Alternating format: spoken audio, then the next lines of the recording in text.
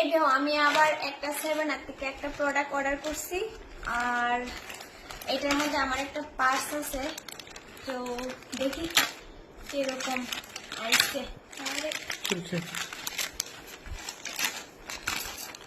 7 এর প্রোডাক্ট আমি যতটা অর্ডার করছি মোটামুটি খুব ভালো আইছে, বাট এটা কেমন আইছে তো খুলি দেখি।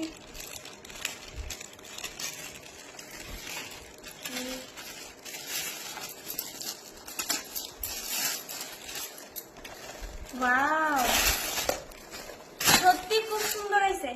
দেখো